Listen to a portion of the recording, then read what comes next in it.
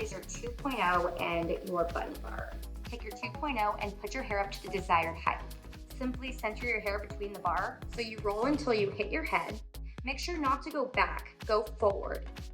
You're going to bend back the bun bar and overlap the pieces. This is so important. Give it a really good squash. And I mean a really good squash, like squash it good.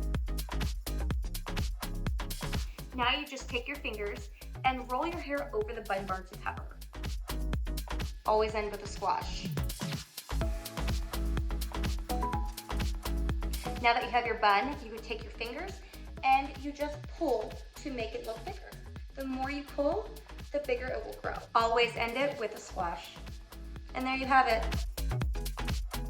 Something that you can do to straighten out your bun bar, take a pen, hold it just like this with your thumb on the side and pull it out. Perfect.